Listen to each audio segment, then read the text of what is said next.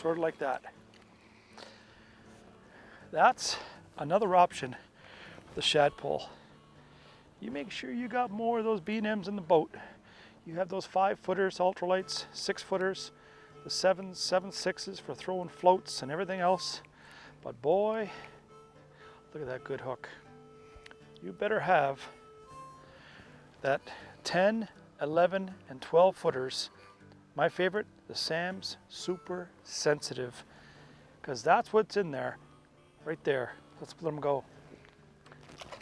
But you come up to a spot like this, throwing a cork, catching 2, 3, maybe 10, 15 fish, but you know, when you look and see how deep and dark that is, those big ones, they get big for a reason. You know why?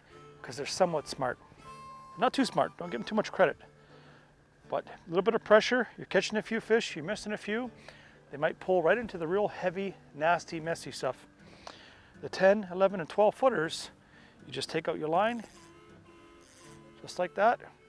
So now, I got 12 feet in the pole, then I got about 10, 11 feet in the line, so that's almost 20 feet that I can stay back like this, position, come up slow, and just find my little spot and put the bait in, the little hole, and just shake it like that.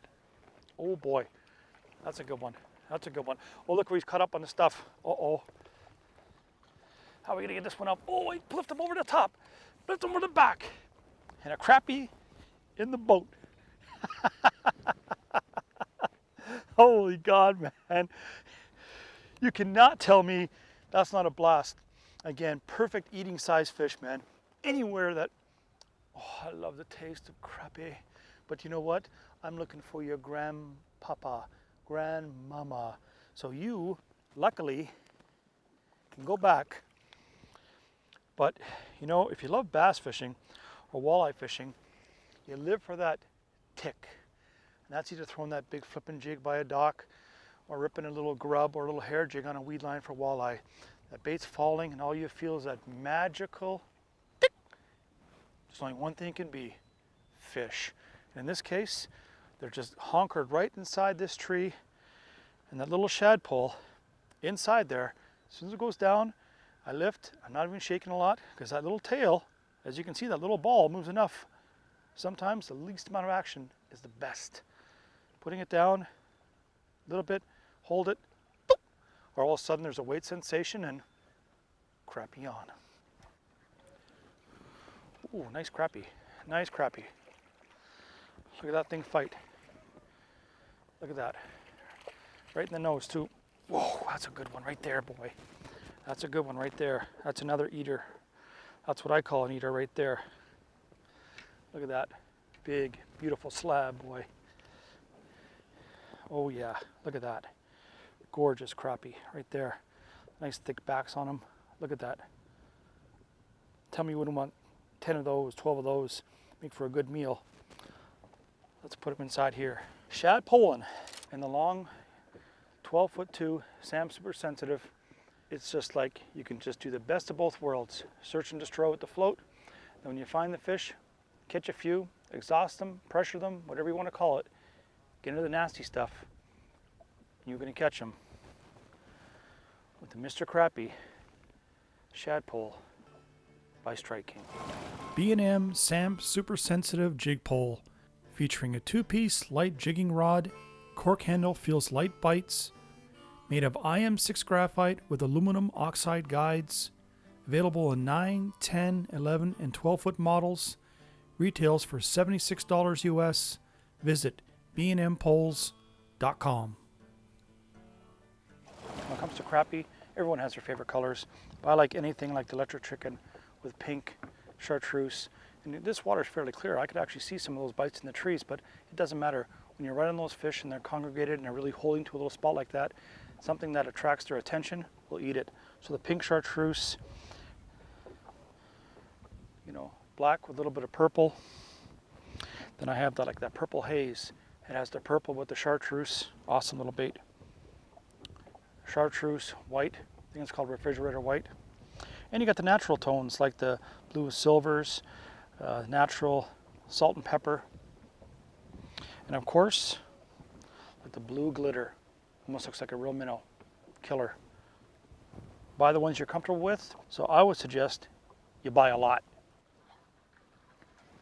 Oh boy, that one is big. And look at where he's caught around. He is around the tree. Oh lordy, let him swim a bit. Oh no, look at him. That is a big, big crappie. Look at him. Caught up around the tree, over the tree. Get around the tree. Oh, is he coming in the boat?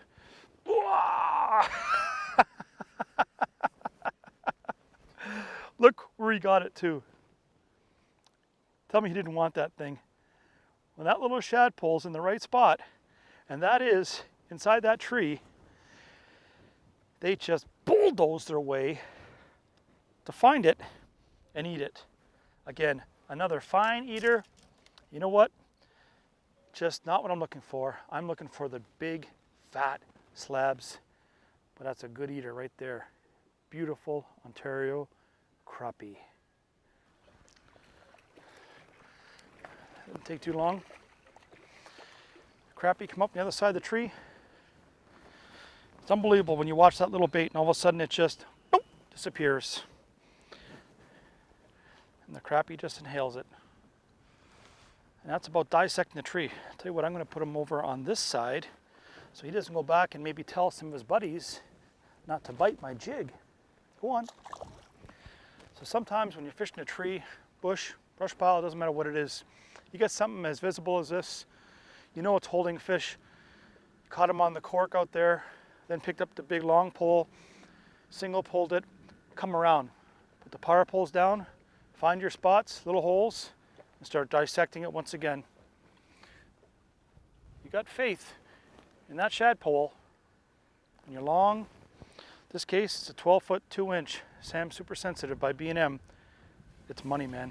Experience some of the finest crappie fishing Ontario has to offer. Visit theoaksresort.com, 613-777-8881.